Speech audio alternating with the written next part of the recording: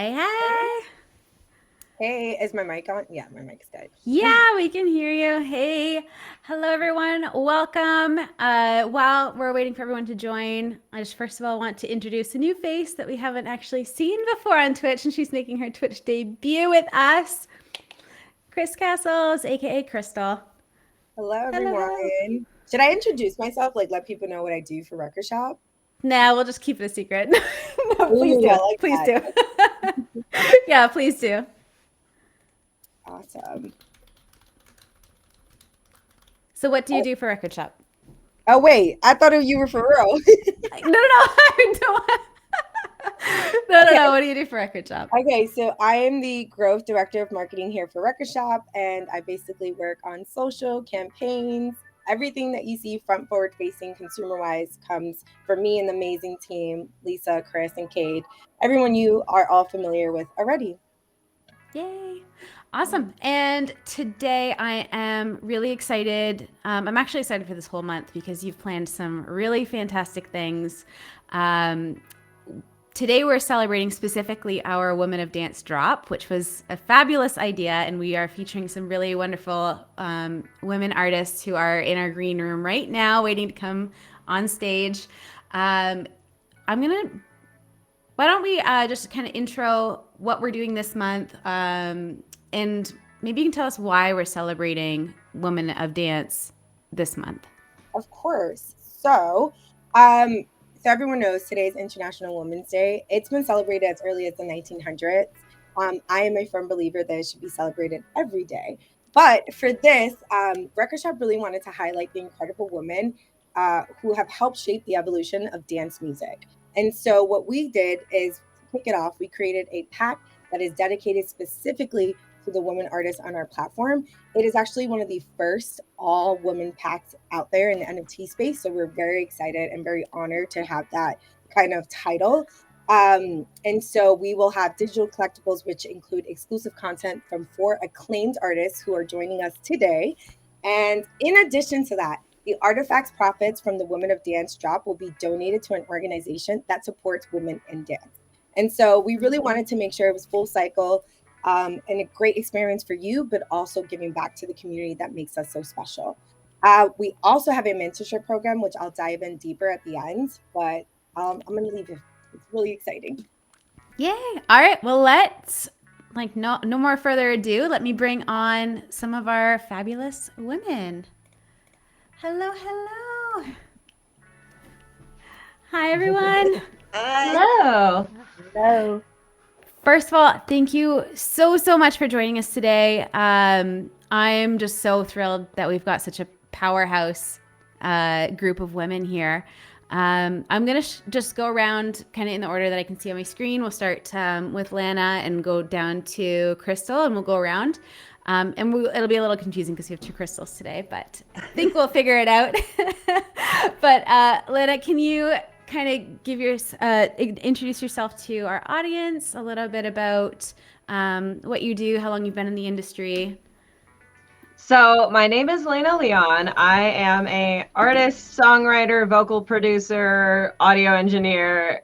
Basically, if you want me to do something, I'll probably figure out how to do it at this point. But I've been fortunate enough to work with some really cool people like Kygo, Tiesto, Dioro, and a bunch of other cool people. So I'm very bad at talking about myself. That's the other fun thing you're going to learn today on this live stream. I am very awkward, but thank you so much for having me. I'm excited to be here. Amazing. And I think some of us are familiar with Lana from when you were on with our Participate to Create. So we've already gotten to know you pretty well here at Record Shop. But I'd like to pass it over to Crystal Waters, one of our new faces today. Hi, everybody. I'm Crystal Waters. I've been in the business since 1991. I think most of you know me for Gypsy Woman, 100% Destination Calabria.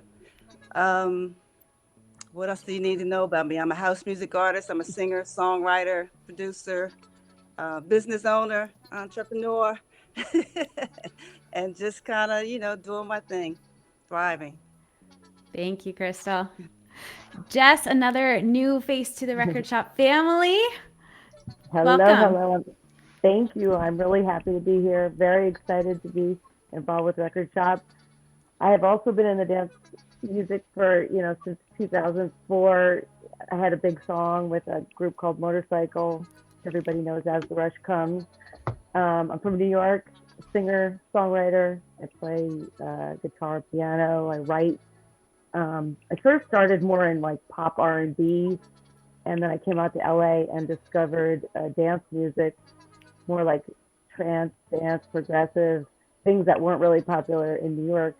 And it just opened up a whole world to me. And I was working in a studio, started writing some dance music, and it just kind of, I met so many new people, and it's really from Motorcycle that the journey began. So I've been doing it ever since. I also own a record label called Intonation Records, and we have one song that was nominated for a Grammy, and I have lots more coming. Also have a hard time talking about myself. No pressure.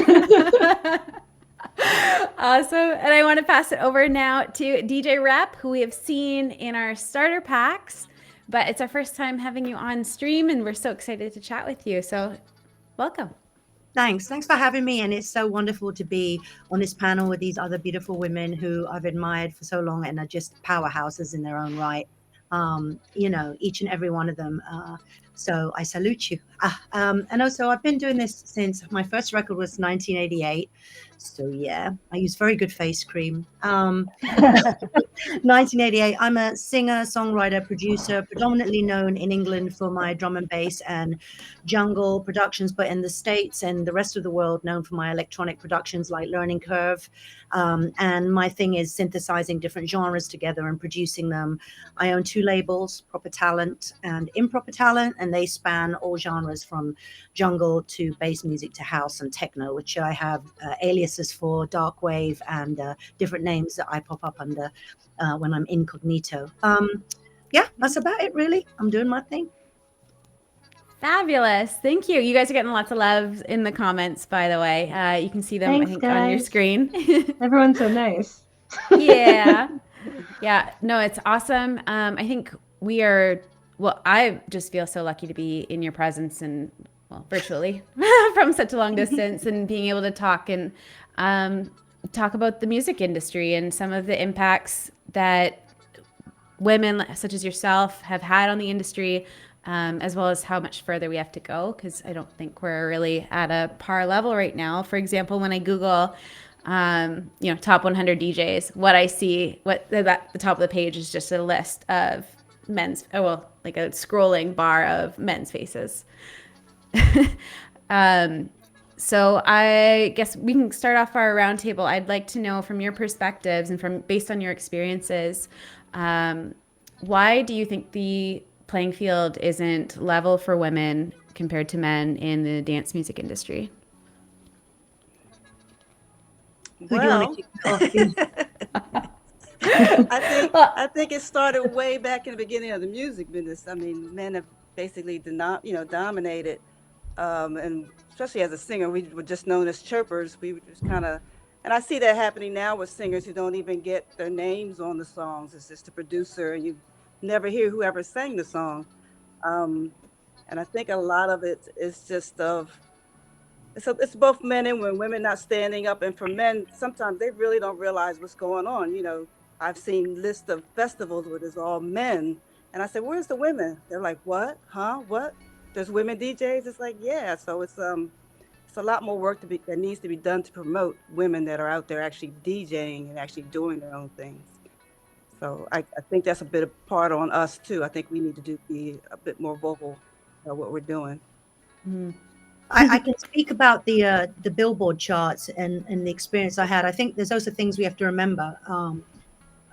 I remember being in that top 20 Billboard chart and being one of the only female DJs, and there were a couple of others as well. I think Mistress Barbara was in there, and I think part of it is when you're signed to a major label, there's a powerhouse behind you as well. So a lot of people don't get a look in if they're not signed to labels. I think the other thing is production.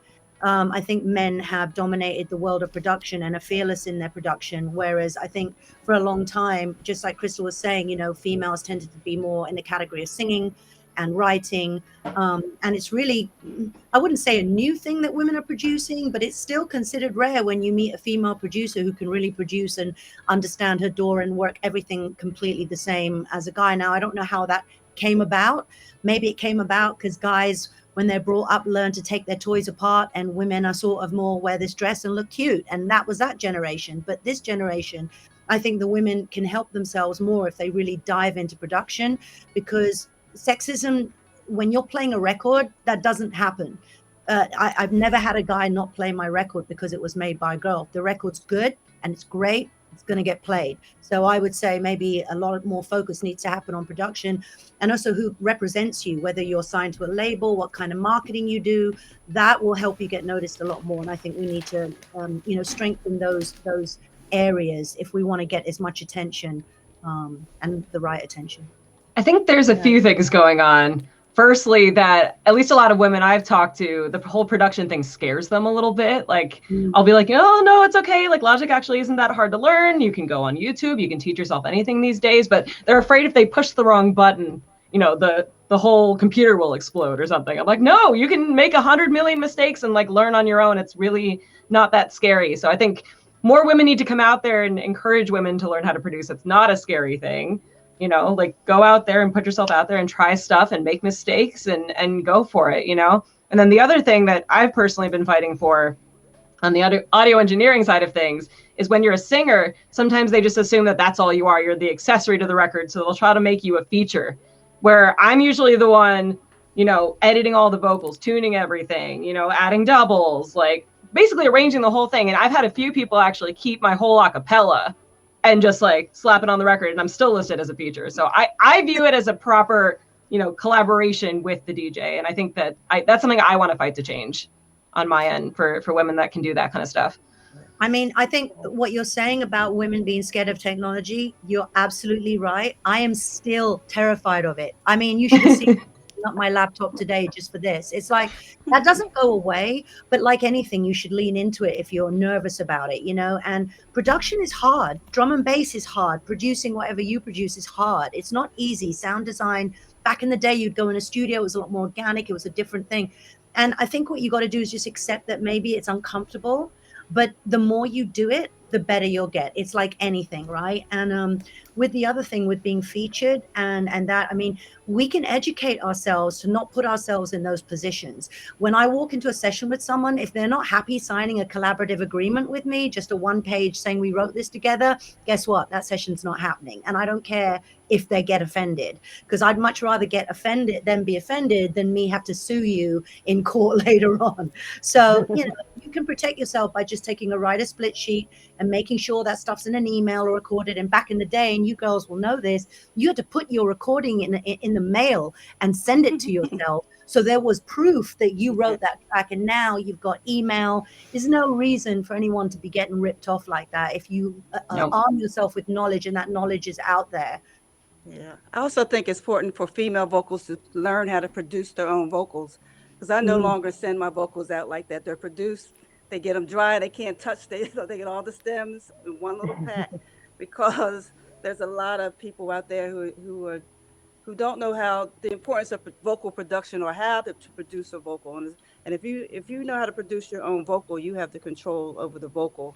Yep. And it's something very easy to learn. Once you get your style down, you get, how you like your things mixed, even if you work with an engineer, you can keep that as your own. And there's no way they can't say you didn't produce the vocal, and it wipes out that featuring thing. A lot of guys don't understand that, but you have to educate them by how that all works.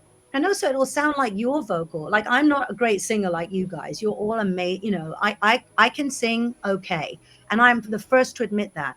But by the time I'm finished producing my vocals, I love the way I sound. And that's because you can make it sound super unique. You learn what plugins work. I'm just being honest, it's like empowering.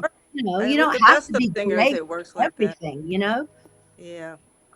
It's empowering. You have to send it out the way you want it. It gives you control over what your music sounds. Because once it's out there, you don't know what they're going to do to it. They're going to chop it up or whatever.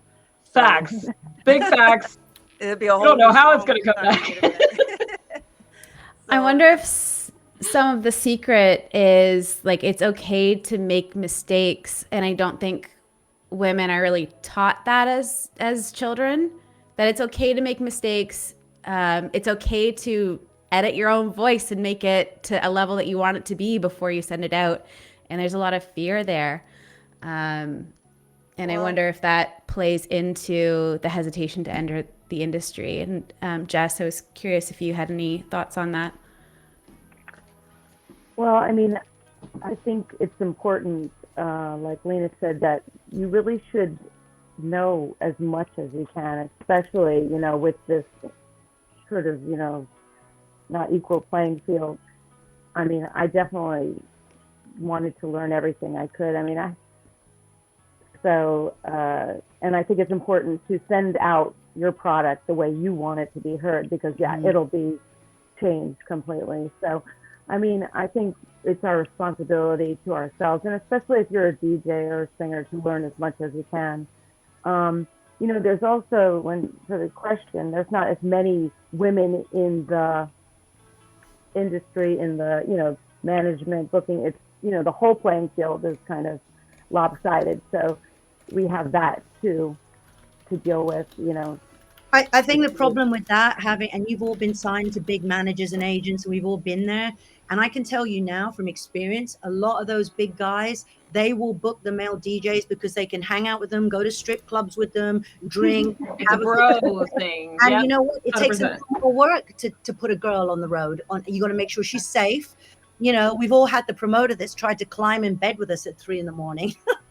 I don't know about you, or maybe I'm just the lucky one, but like, you know, it's a little more putting a girl on the road. You got to make sure she's, you know, it's different. And the agents that I knew, and obviously I'm not going to say any names, but big agents, you know, they would just be getting high, rolling with their boys, and they would put the bookings towards those boys because they knew they would get to play DJ themselves and become rock stars and live that life and be parasitic in that behavior and roll off the backs of those DJs. I do think there's a huge amount of sexism. I do think there's a huge amount of, clickiness and boys clubs. But again, you know, the one thing I can tell any females who are out there who are thinking, well, then how do I break through that? Actually, and I don't know if I can, don't give a, just don't care, do your own thing. Because if you try to fit into a box and be like everybody else, you've lost your uniqueness. But the moment you just say, you know what, I'm going to go my own way, get my own voice, edit my own voice, sound like no one else, do my thing, and just make it, always starts with good music. People won't ignore the good music. I can promise you that. So it is hard. I'm not going to lie and sit here and say it's all great. Once you're in, you're in. That's not. I'm still battling it to this day. It doesn't change. But what does change is you can make a decision to not let that stop you. You can arm yourself with as much production knowledge, legal knowledge, all of that stuff, and just carve your own path. Because after all, you shouldn't need recognition from everyone to tell you you're great. It needs to come from you. You have to have that unshakable belief that you got something to offer the world. And I think that has to be the thing women have to be proud of. And I think men have no problem being like a bit more, you know, have you ever seen two businessmen arguing? They're not frightened to be confident, you know, they're not scared to be ballsy. But I think as women, we're a little bit like, you know, oh, I don't want to offend someone. Whereas I'm like, I don't care who I offend, but then I get a reputation for being a bitch. But I don't really care about that either. As long as I get what I need to get, it doesn't matter. And that's why so many people hate on Madonna and hate her and all this stuff. Because women who are strong, we're looked at as difficult bitches, or, you know, and just the saying we want. I mean, I've lost agents because I wouldn't sleep with them or I wouldn't toe the line, you know? You make a really good point there. Like, it's so funny. I switched my tone of voice a few years ago and I started talking like a man over email. And then I finally started getting respect from these people I was negotiating with. It's a wild thing, but you know, like so many women are so afraid to be looked at as a bitch or asking for too much or she's difficult. But you know what? We should know our own worth. And if they can talk to each other like that, why can't we? You know? Yeah. I'd be kind of curious, just like show of hands, how many of you have been called a bitch to your face? in the like while working in the industry, right? Like, I'm known as and difficult to Well, work. yeah.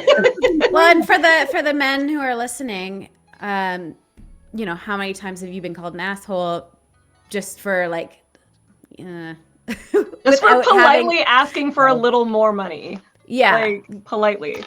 yeah, and I like we're not talking about like DJ Rap going like off the chain and being like a crazy, like asking for these crazy things. Like she's just asking, hey, make my like I want my name on. Yeah, but there's a difference if you ask someone like, what do you think? You think I could get a little more, or saying, well, here's my fee, this is what I do. And just being cool about it. You don't have to be an asshole about it. Yeah. You just be firm. And I find that there's so many great men out there who do respect us. Mhm. And I work with a lot of amazing promoters, and listen, they can't all be sexist because I'm working all the time. So I mean, what I'm saying is like, I don't want people to think this is a man hating session. It is not. No. And none of us feel that way. But I think what men respond to and respect is if you are confident in where you're coming from and your point of view. If you don't put across and transcend your value, then you come across as timid, maybe not sure of your value. But if you come across with a big pair of cojones and saying, I can deliver this remix, I can deliver this production, here's my fee, this is it, take it or leave it, or no, I won't do this for free, and my time's valuable, people have to respect that. And if they don't, is it going to kill you? Is it the end of your career? You have to ask yourself that, when you make these decisions. Sometimes no is the most powerful word you can say. Mm-hmm.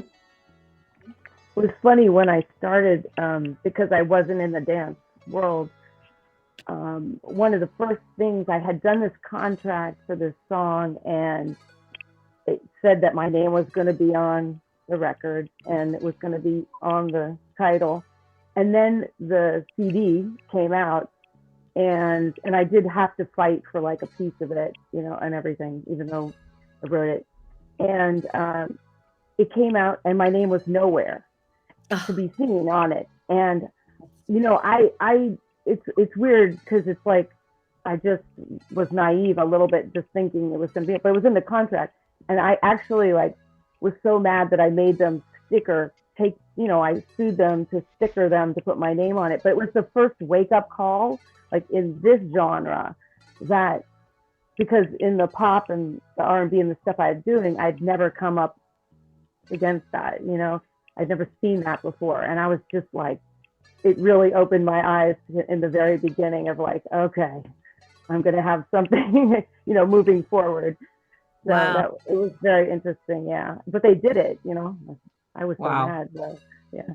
And I think it's important to let everyone know the difference between being featured on a song and the artist, because it messes up your numbers with Spotify and totally, yeah. Yep. Expand on that, but it's a lot of people will just put featuring just because in their head that it's featured. They don't realize it's a technical thing, it's a legal thing with all the platforms, that if you're featured, I think you're not even shown in Spotify. You're put on appears on at the bottom of your page. Yeah, you're at the bottom of the page. And then not even on Apple Music at all. Like, you won't even see your Apple Music numbers if you're listed as a feature. It's so stupid. Yeah. So that's another reason why it's important not to be featured. Can we talk about Spotify a little bit and streaming and being a feature and what that means for Spotify? I think people don't realize. I think a lot of people, and I know this, a lot of fans, they really want to support, and they think that they're doing you such a great support by supporting your records on Spotify, and they're like, I liked your record on Spotify. And the thing that I think we really need to try to educate everybody around, including ourselves, is that Spotify get paid, right? What is it, $9.99 for the? I know it takes 1 million streams to earn maybe $1,000, like $700-800. Okay, so that's $1 million. Spotify get paid every month $9.99. You pay a subscription for Spotify, right? But if you guys knew how much of that money goes to, look at what Crystal just said. I know for YouTube, for every 1,000 views, it's 40 pence. Or I guess that's about maybe 50, 60 cents in dollars. I don't know, but it's 40 pence in England for every 1,000 views. And then for Spotify. And the thing is like likes don't pay the rent. You have to have millions and millions of plays for that to actually means something, and it's very difficult to get people to understand that they really still got to buy a physical product, support something, because I think this generation particularly just takes music for granted. And I wonder if during the pandemic, if every DJ had gone silent, how we would have coped. I often thought about doing a campaign where there was just like, something across, which probably a lot of people would have been glad about, something across my mouth, silence, no streams, no music. Let's just see how valuable music is. But it's taken for granted like air. Like, why should I pay for that? Because this generation are brought up with streaming. So it's and it's not their fault. They just don't understand the mechanics behind it, the pay structure.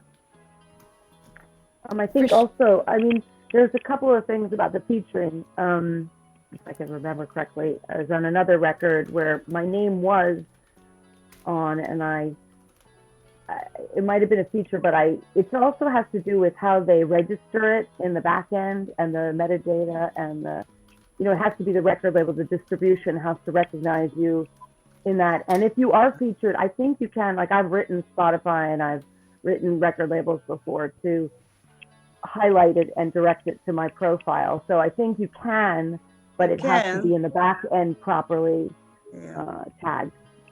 You can do it, but why go through that? Just make sure just take the FT Put it off. in your contract. Yeah.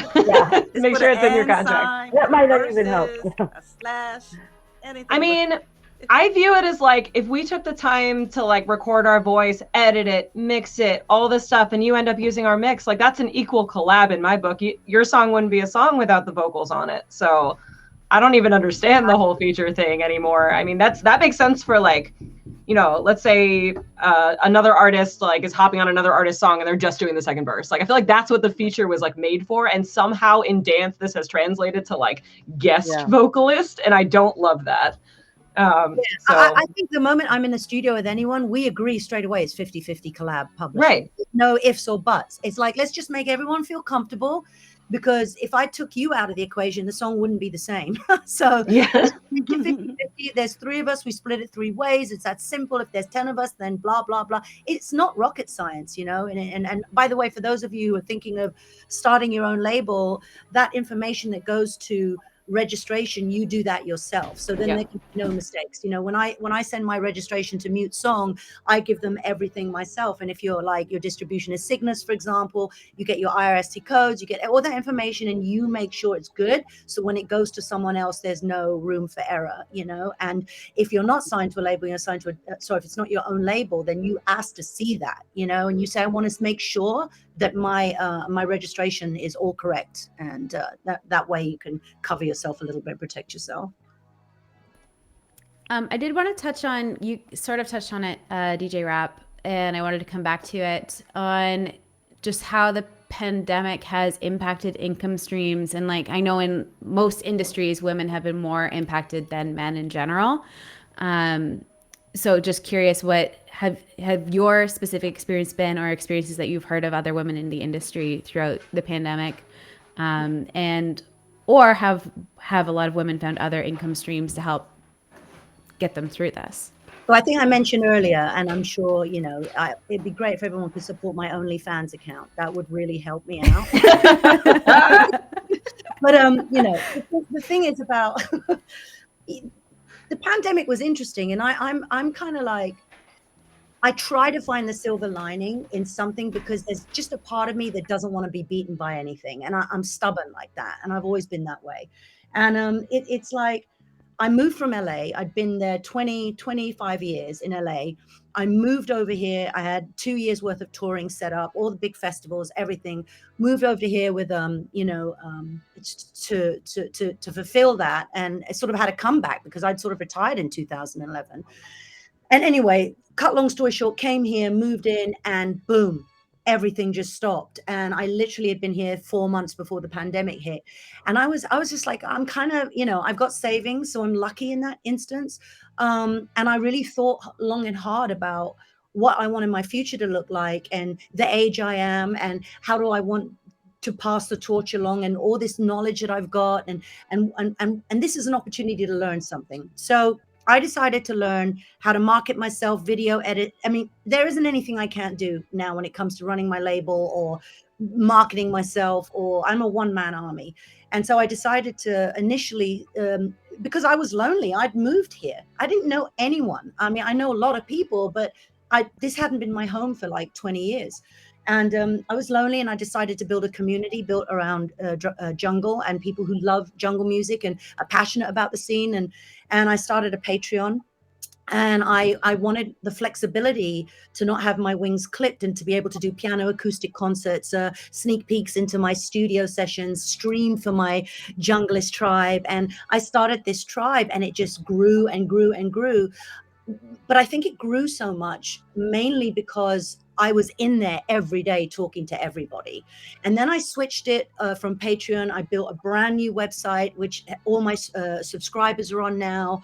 And you can go check it out at djrap.com and hit the join the tribe button. It's free for a month. What have you got to lose? Loads of goodies. We have our own Discord thing. So for me, it was like, there's a way to still make money and actually be more expressive as an artist, rather than just go play a gig, play the music that people want to, because you're kind of limited musically as well a little bit, because you're playing in a jungle where it's like it's got to be balls to the wall, right? Whereas if I'm streaming, I can play 50,000 different types of genres. All this vinyl I got, I can do so much more than just what I did. So personally, for me, although the pandemic was hard, it was an opportunity to learn new skills and to become really better at what I was doing. I don't know about everyone else, but for me, it's I'm not saying it was easy. Mentally, it's been a shit show, but I think what doesn't kill us makes us stronger in a way. I would love to hear tips from everyone. How do you market yourself? How do you build your community? Like, if you can give everyone one main tip, what would it be? Be authentically you.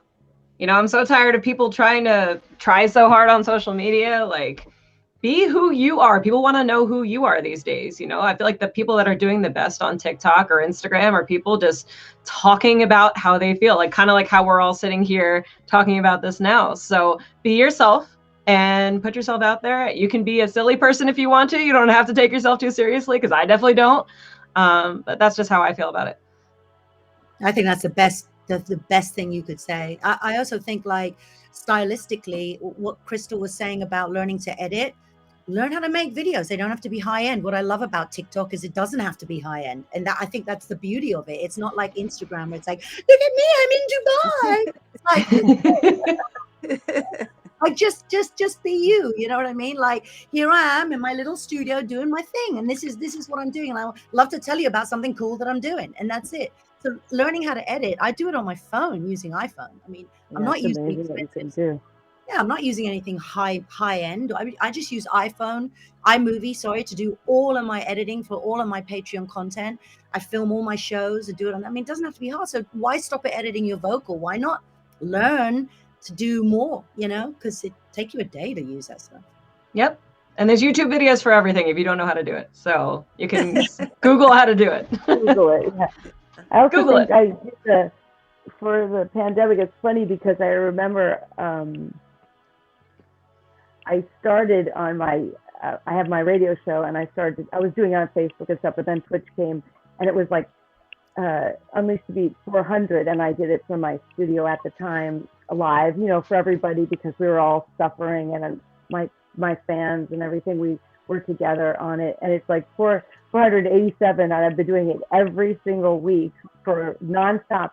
And I think just through the whole pandemic, which we call them the UTD crew, they've been there, and they're like my friends. They're my group. I know they're on the chat too.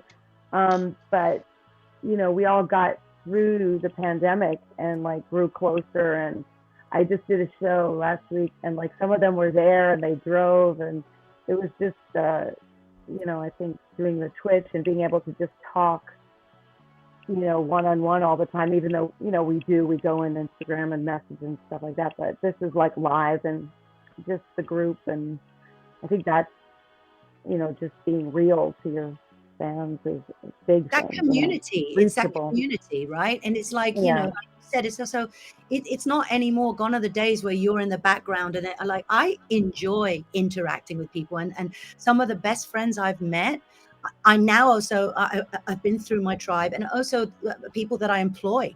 My accountant I met through my tribe, my driver who is awesome, and Damo, Captain Clipboard, and everybody that I know has been through this. And I think if you start from a place of I want to make money, nothing will ever work. I mean, I think if you start from a place of I want to write a track, or I want to be the greatest at this, or I'm passionate about something, the money always comes, and it will come eventually. It's just a matter of like not starting from that point. So if you've got a great idea, like I want to build a community, you know, because I think that's an antidote to the pandemic and loneliness.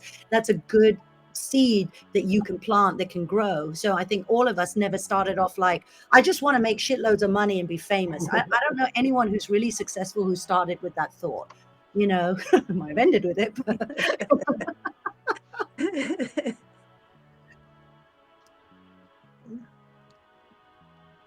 So, DJ Rap, you kind of touched on the mental health and community, and it's kind of we're in this realm. So, mental health is so important no matter what industry you work in, but especially in music when you're putting your heart and soul out in front of the audience and everyone to kind of consume. And so, can we delve in a little bit more about what that means to you as an artist? How do you balance your work life and also, your personal, and any tips in that world too? I think I'll start by being honest. I used to think mental health was just a load of bollocks. I thought it was an excuse. Honestly, I never took it seriously until the pandemic, until I suffered it myself. I just thought you can always overcome everything. I just thought it was just like, what is this mental? Because real depression, I understood, you know, but mental health, I was like, so many people fling that word around, you know, but now I understand it. And I'm like, I don't know a single person who isn't affected mentally by this thing. And I don't know about you, but there are some days like where I struggle to just thank God for my friends, man. I'm just give a shout out to Julia Pittman and the boys, because, you know, I'll call them up and be like, oh, I hate my life. And they'll be like, shut up, you'll be fine. And it's like, but you know, my point is, it's like, there are days where you work your ass off as an artist. All right, Jess, you streamed free. You did all this stuff. I streamed free for 6 weeks on YouTube. I got millions of views. And then you release a record and you find out that, you know, all these millions of people and all this support. And really, what does it amount to? Because if people really knew how many records it takes to make #1 in the iTunes chart or the Beatport chart, they would be horrified.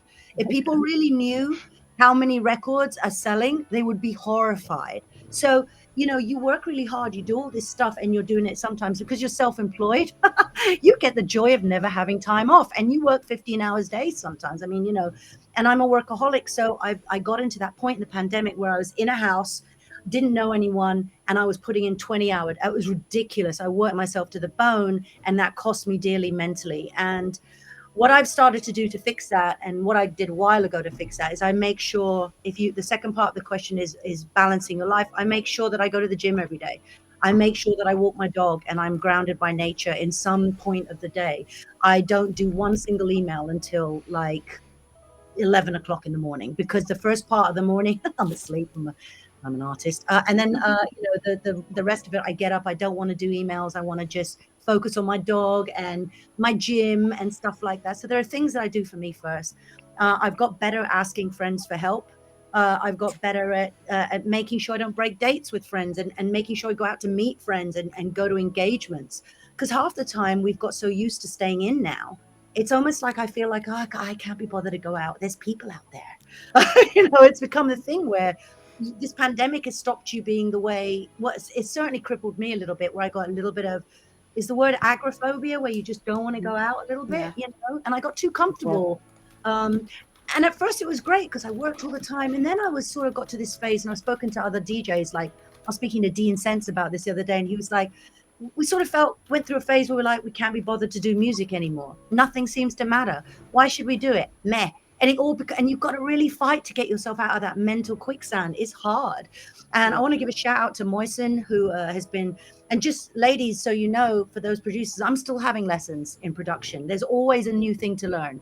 And, you know, Moisen's been teaching me some stuff. Simon Exile's been teaching me stuff. I mean, I still work with people. You don't have to know it all. You can collaborate with great people and learn from them. You know what I mean? So I think that's important to note. But that's basically all I would say, is you got to do things for yourself and make those things equally as important as the stuff you do in the studio for your work self.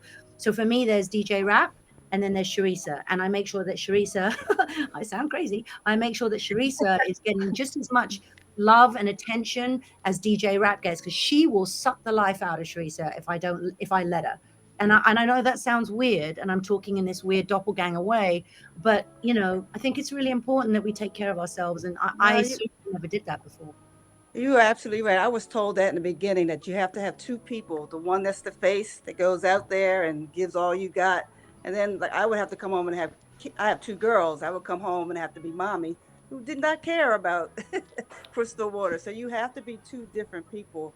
And I think for mental health, and for me, it was kind of opposite. I've been touring for the last 30 years. So when it all stopped, it was like, oh, I don't have to take every show that comes along. I don't have to do everything everybody asks me.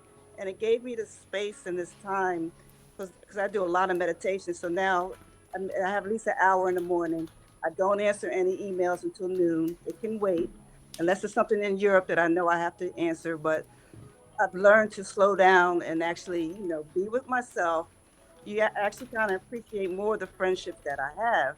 Because, I was usually they're out on the road with me, everybody I see, all the DJs and everything.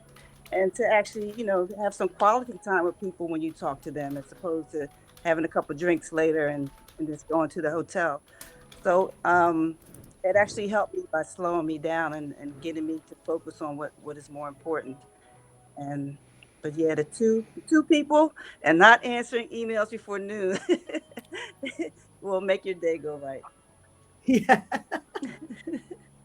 Yeah, basically the same, Crystal. Like I just kind of realized I need to take care of myself. I'm always such a a giving person. So people always hit me up for, asking about questions and stuff. And I always want to be there.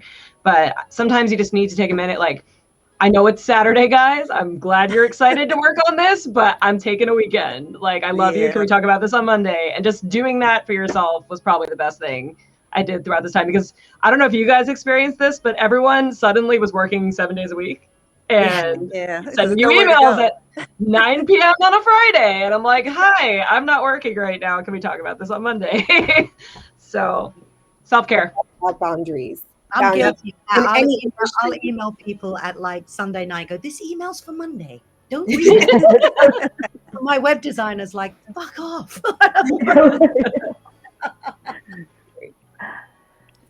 I know for me, I try to. Go ahead, Jess.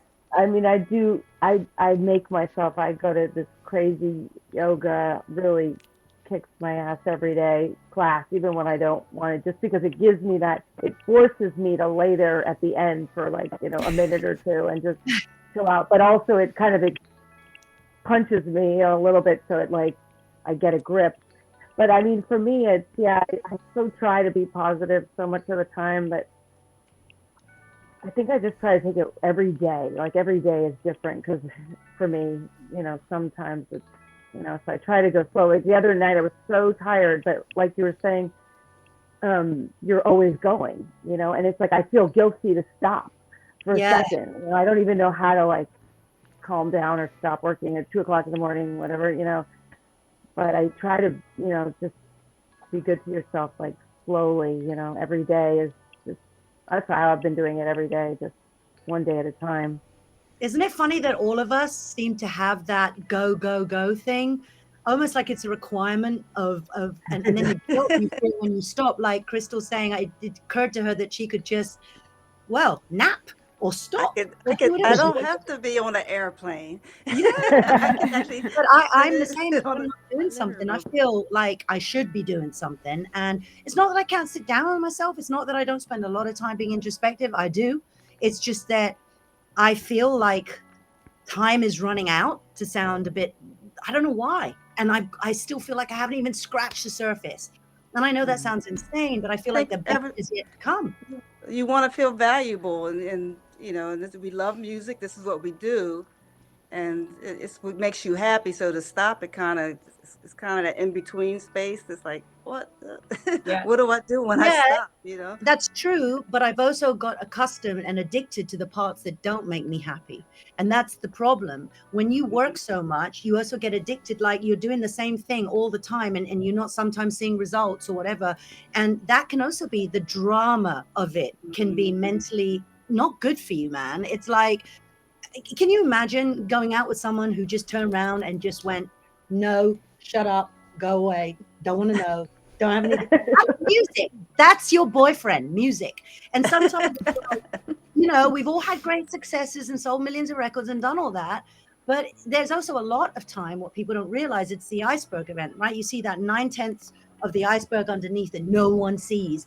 But you see the 1/10 where everyone's like, hey, it's great. Everything, I'm in Dubai. I'm in Dubai. No, I'm not in Dubai. But my point is, it's like people don't realize all the failures that also go along with all the successes, how much you got to just keep going, even though someone is going, no, no, no. It's like you still have to keep going. And sometimes I have found that mentally distressing. And what I've had to start doing is just trying to say it doesn't matter so much. Why does this matter? Make Sharisa matter more than this record. And I think a loss of identity can happen. It has for me. I've been struggling with that. You guys sound a lot more balanced, like you've got yoga and meditation, and I've got my dog, and it's like I just feel like I need to get more into the meditative space and focus more on that, because I am dealing with, as I get older, like, what does that mean for my music career? Can I keep going? What happens? You know, we struggle as women. I don't know about you lot, but I struggle with the age thing. I struggle with the loss of identity, because you're always trying to get back to where you were. And so it's hard to accept maybe this is where things are. Maybe this is the new level of good. There's just constantly this dichotomy of fighting myself. And I don't know if other people find it. I know a lot of the male artists I speak to have that same problem, where they're just constantly trying to recapture that thing where they were like, I don't know. Do you guys have that? Or am I just... You always want that success you had, the biggest success you had. You want to feel that again. Yeah. I mean, you got to. I mean, you did it once, you can do it again, right? And then, you can keep going. And I say about the age thing, you're in the perfect genre. You don't have to worry about age. Nobody Yes, cares in dance. It's great. you're ageless. Be happy you're not, a pop artist or R&B artist. Oh, I guess pop artists probably be the worst, but I think you'll be around. I say people are not going to let me die without singing that song one more time. So I think you're going to be just fine. All of Thank you. you. I really appreciate that, Chris. I really do. Thank you. Yeah. And also, as long as someone can make money off of you, you'll Right. be, Around. unfortunately, you'll be around. Yeah. There's always an I agent or a think promoter also somewhere. I always look to like Dolly Parton, Sheryl Crow. I look at like all these amazing women that just keep on doing it, and you can. It really doesn't matter as long as you're making a good product, you believe in what you're doing, people will follow you. Well, you say that, Jess, but then you get a gig and it's like, what time's, and you say to your agent, what time's my set time? 4 a.m. Yeah. In the morning. Yeah. Yeah, No, I I don't think hear I you. could do the DJ thing. I'm like, no, Man, I think I'm you used to know, four the in the late morning. night thing. do you know what I did as well, though? This is the thing for the DJ thing. I now refuse to go anywhere alone. Like, now I have my crew. It becomes an experience rather than work. And for me, that has helped so much, having my crew, the boys, my girlfriends, and my mates around me. And I taught, I taught them how to use all the camera equipment. They're going to message in the message box saying that's a load of bollocks. But, they've got all the caps. So they've all got things that they do and contribute, and we're a team. And that makes it fun. So if there's any way you can travel and tour and make it an experience, instead of I'm on my own driving a car down the motorway alone doing these Yeah. there's ways you can make it better for yourself. You have to put your foot down about traveling alone, because I know they don't, oh, we'll meet you at the airport. But, I had to finally break. I said, what are you going to wait for? What has to happen for me to prove myself right? Are you going to wait for Right. that to happen, or something to go awfully wrong? I'm not traveling by myself. So stop asking it. It took a while for them, especially in Europe. 'Cause I usually travel with dancers and everything, but in Europe, they're like, "Oh, you'll be fine. I have a friend meeting you there," and I'm like, Oh, "No." Europe promoters versus American promoters are brilliant. American promoters, you get taken out to dinner, you meet everyone. It's super cool. England, see you at a rave, love. All right. Just walk up to the back of the stage and somebody ask somebody what time you go on. I don't know. But it is different. It is different. So we're about 10 minutes away from the drop actually going. So I thought maybe we could just pause. I think this is a great conversation. I'd love to come back to it. But I thought we could pause and maybe just talk about what we can expect to see from each of you in today's drop. And because I know everybody's got an artist card. Everybody's got some music in there. So why don't we just go around? Why don't we start with, we'll go again, same order that we did our intros in. So Lana, Crystal, Jess, Okay. DJ Rap. So yeah, Lana, what can we expect? So I have 3 new songs that have never been heard before, and I'm excited they're in there. And an alt-stripped version of my artist card song feedback, so that's in there. I also did a behind the scenes of my photo shoot that I just had with Sherbet Lena's, a Q&A, and I also did a vocal production breakdown of feedback and how I did all of it. So that's what's in the pack, and it's really exciting.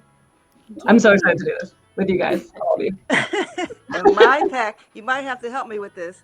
I know it's the artist card. I know I have a new song. Yeah. I have intimate little mini tour of my house, some photos and things from my life.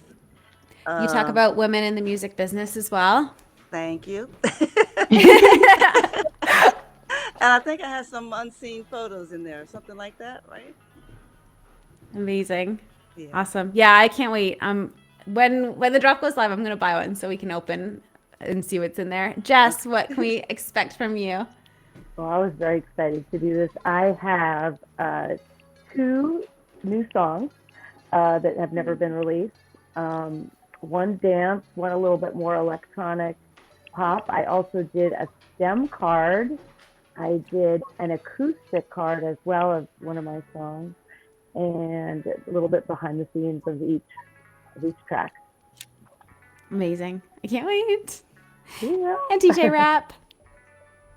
So for my artist drop, I have done, I created a whole NFT album. And through that album, there are hidden tracks that have never been released before. And I've called the album Reimagined. And all the tracks are remixed in a completely new way that I've ever put out. And it's all multi-genres. And then what I've done for these drops is I've split them into little pieces. And I've also created a visual, so it's an immersive visual musical experience that you can watch it when you're gaming, you can play it in the cars and MP3, whatever. So there's visuals that go along with all the music that's been completely reimagined. And yeah, so that basically is what I'm doing. So these tracks, they're not available in the same format anywhere else. So it's cool. It was fun to do. That's awesome. Amazing. I'm curious how it's been bringing on your fans, and like, I know we've heard from other artists that like this NFT concept is a little difficult to explain and to bring on your fans. But how's it been for you? Do you kind of avoid the whole NFT talk, or how's? Sorry. Yeah, it's difficult. It's hard. I will say you guys make it a lot easier that you accept credit cards as well. That allows it so that anybody else that isn't as familiar with NFTs and how the blockchain works can dabble in and learn how to use it. So, you guys are very rare and awesome for doing that. So I think that definitely helps, and you have to like let people know that that's an option. So they don't have to own Ethereum, they don't have to own Bitcoin, they don't have to own anything like that. You can just use your credit card. But yeah. When I first heard the word NFT, I really thought it was non-fungible testicle, but now I know that. And what I like to do is I like to explain simply to people what I think it is. And I'm like, look, imagine if you own a Picasso, right? There's only one Picasso, and then someone paints a bunch of Picassos and they're copies, but someone gets to own the original. And then guess what? Like if someone sells out on, we still get paid and blah, blah, blah, but there's a code in it so that only one person actually gets to own the original. And there are a lot of people out there who are collectors and they want that original. And once they go, it's like baseball cards in America, people would swap baseball cards and you can collect, and you could say, well, maybe I'm a fan of Crystal Waters, but not so much DJ Rap. but hey, you want to swap this card and you can trade them. And when you put it simply like that, most people are like kind of into it. I think everyone gets lost when you start talking about Ethereum. It's like that, so I avoid that part, but I just, explain it to them like that. It's still new. And I think the visual videos really help, like the video I made at 7:30 that's coming out on my social media, showing people how cool it is, the artist card. And so they get to see that it's different, and something cool. It's nice. Awesome. Yeah, we like to compare it to and I see them right behind you, DJ Rap, the physical records, and one of the big benefits of the NFTs compared to your physical records is as collectors are, changing their mind. Maybe I get 2 Lana cards, so I want to sell one of those. Lana's also going to get a cut of that secondary sale, which is different than anything else that I've seen before, like a CD or a record. So it's very exciting. We're about just under 3 minutes away now. How is it? Everyone's had every format. How they had USB. Like I've got this month alone, just the NFT. I've got a digital record out at the moment and the USB on the 19th. It's like all formats in 1 month. It's like great. Actually, the other day I did a post where I found a stash of old phones that I'd kept for like 10 years. I don't know why I had them. And I did a little post like, oh my God, my first iPod, my first phone, this banana phone, this one. And, I guess we're going to do that one day with our music as well. But I think from an artist point of view, I'm really excited about the fact that, because if you go on Discord and you buy a record from Jess or Crystal Waters, whatever, they don't get a cut of that. Someone else is selling a record that they've bought. And this doesn't happen in anywhere else. You don't, a plumber doesn't come to your house and you go, but it'll be great promotion if you plumb my toilet for free. Come on. No one does that. But in music, it's supposed to just be free. So I love the idea that even if these are sold on, they forever at least give something back to the artist, which I think is crucial. And what I love that you guys do that's different than a lot of other NFT sites, it's run by people that make music. It feels like a very special experience, and you guys are giving back to, women-run businesses and stuff. Like, that's so different and so cool. And, thank you everyone buying the packs, because it's going to such a big overall cause for everyone, not just us. So yeah, thank you. And also it's making history. I mean, this is first one. It's really cool to be part of this right at the beginning of this movement. So yeah, thanks everyone for joining us and doing that stuff. And it is a great cause. Love to hear that. And I think Crystal's going to talk about it a little bit later, but I was thinking about it yesterday. I think the mentorship program that we're launching, it's also got to be the first mentorship program in music for women that is going to result in your own NFT drop as well. And we're less than a minute away now, 30 seconds. I just want to remind everyone who's tuning in that if you missed the beginning, the artifact that's in today's drop, the profits for that will be donated to an organization that supports women in music. So it's really awesome. We have iconic women a part of it, but we're also giving back, and we wanted to make it full circle. So please support. You're owning their music. You're not streaming it like Spotify, which is that's not, you're paying $9.99 to Spotify that doesn't even really go in their pocket, but you're owning their music, and they've put together some really awesome content for you guys that is exclusive to Record Shop. So make sure that you're grabbing it. It's 3:00 now. We worked really hard. How different is it creating something for Record Shop compared to when you're releasing something on Spotify? Like, can you explain how that looks different? Because I have never released it. My album took 3.5 months to make, the NFT album. So because of all of it, so it's a lot longer. But that was nice because I could make something that was a whole continuous piece rather than a single, and do a journey. So I think creatively, again, it was interesting to be able to create new things, and because it's where your mind takes you. There's no limits. You can make whatever you want. So I think it's a different experience. It's more freer creatively. That's what I loved about it.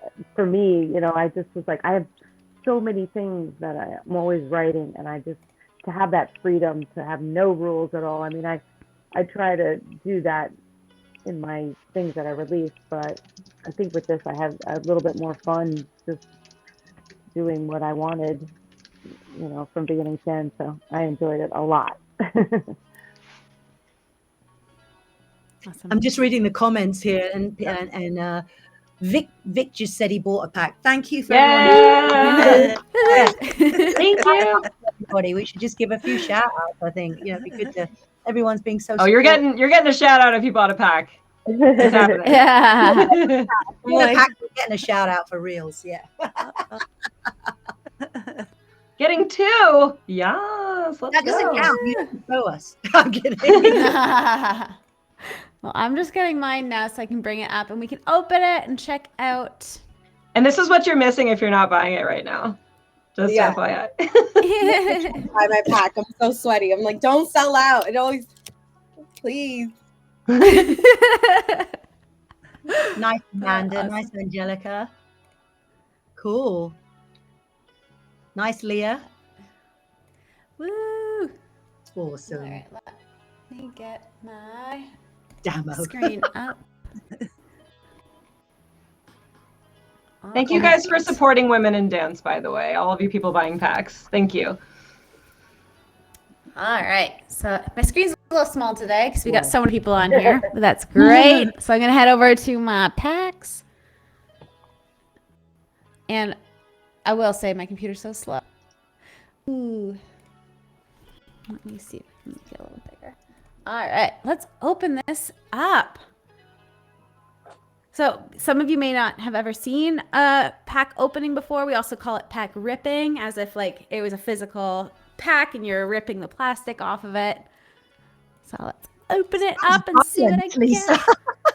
Sorry? It sounds so violent. All right, open. Oh, look at that. Ooh. What'd you get? All right, so there's 4 collectibles. All right, and there's 4 ladies here. Would you like to pick the order? 1, 2, 3, 4. Crystal, which one should I open first? You asking me or Crystal Yeah, Water? which Crystal? Crystal. Sorry. Crystal Waters. One, I'm two, interested three, in seeing four. someone else's pack. I like to see DJ Rap's pack. I want to see this Oh, I don't album he did. Yeah, I don't know what I'm gonna get. All right, I'll open this one. All right. Let's see what I got. Oh, I got a you DJ did. Rap. You blessed it that I got a good one. Awesome. So I won't play the video, but I can see there's a video on here.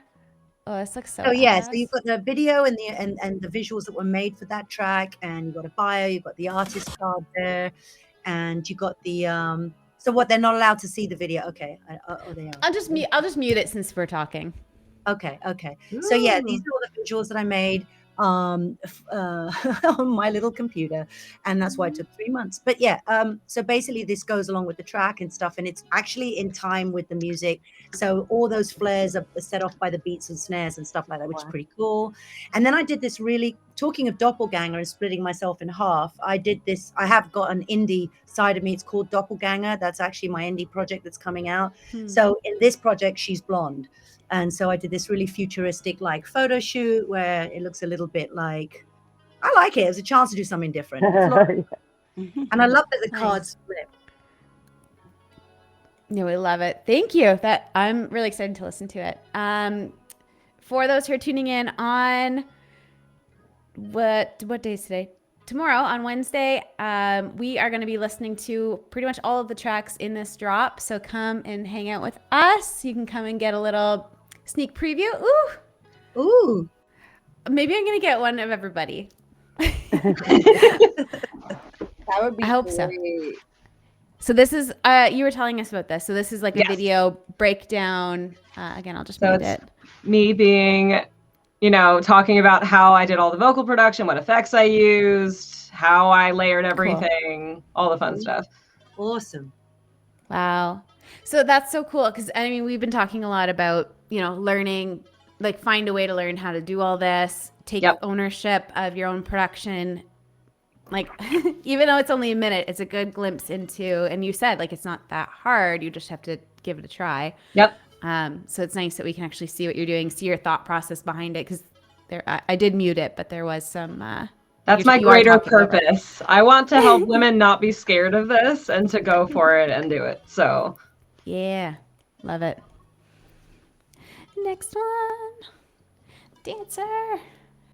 Nice. So this is the artifact that part of the proceeds are going to a charity that is helping women in dance or in music.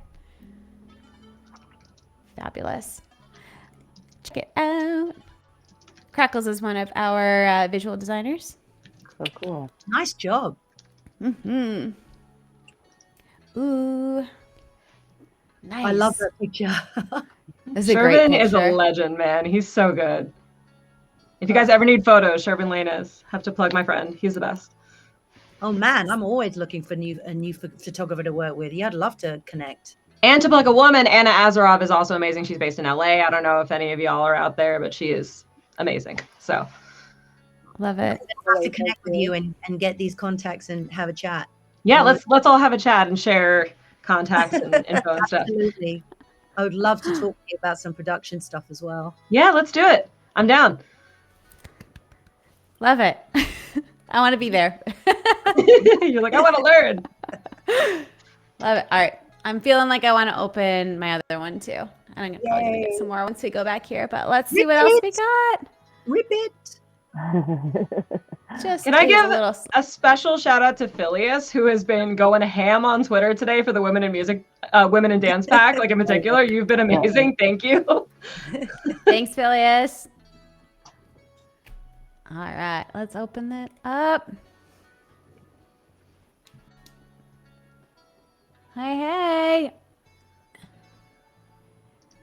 Hey, Disco Fast fam. We just got a raid in from there. Some of our friends. All right, I'll go the other way this time. Let's see who we get. Ooh. Look at that picture. Yes, work. Wow. Love it.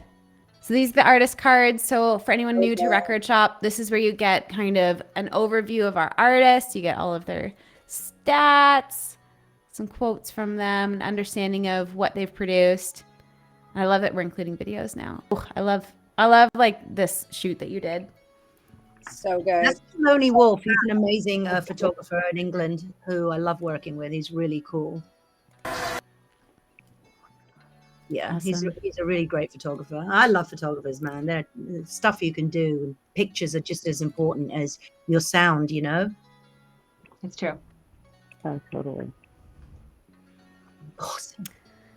Another artifact card. So supporting our charity. Oh man, I'm getting a lot of Elena. That's great. The cards coming up. That's always a good thing.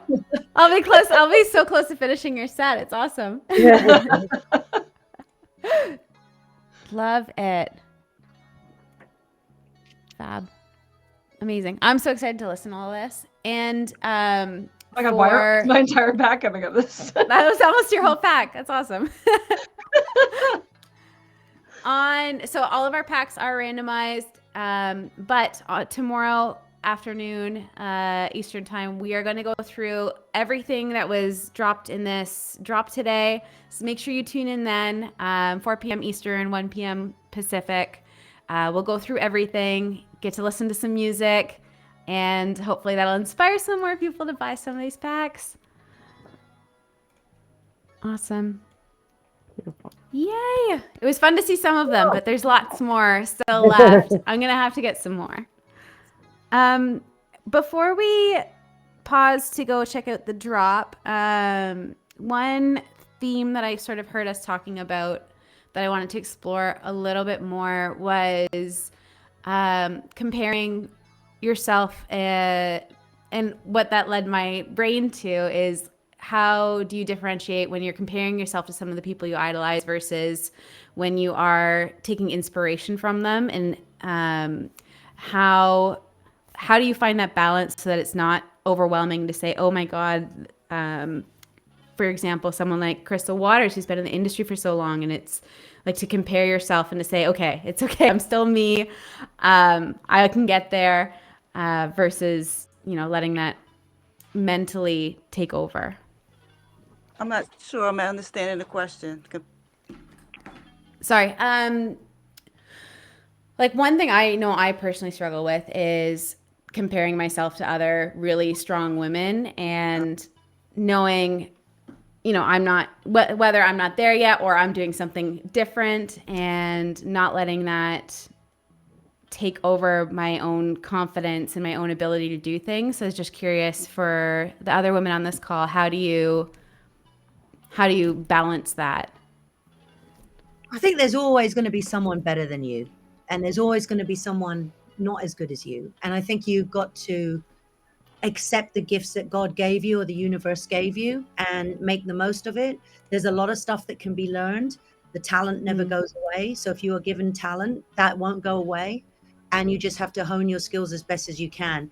I think we're all human. We all compare ourselves. I'm constantly making drum and bass and driving everybody around me crazy, going, but it doesn't sound as good as Dimension, man. And, you know, it's like, you know, you're constantly doing that. But there's also a part where you go, hold on a minute. I can only bring, who's it who said it, you know, be yourself because everybody else is taken. That's at the end of the day, there has to be a point where you make friends with your weaknesses and your inadequacies and your strengths and your good things, and you make friends and peace with that. Otherwise you're constantly in a love-hate relationship with yourself. And the biggest thing that stops people producing is losing that sense of playfulness in the studio. If you walk into a studio and you become musically impotent because you put all this pressure on yourself, or I'm not as good as, or it's not a fun place to be, man. It should be a place of, and Lana, I'm sure you agree with me, it's like when you go, it should be your playtime. It's like, oh my God, I get to do this now, you know, and do your thing and disappear into that wonderful chasm of creativity. But you know, if you sit there and just constantly compare yourself, like, where does it end?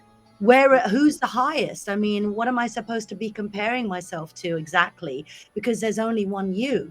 And I would say, you know, as someone who isn't a great singer but has made what I call great records, and I'm just going to say it, I've made great records, not because I'm a great singer, but because I knew how to make the best out of what I had. So you don't have to be, God, I wish I could sing like Adele, you know, I mean, we all want to be great like that, or Crystal Waters. I wish I could sing like her, but you can only, wishing doesn't solve it, you know. So I think I'm gonna get, yeah.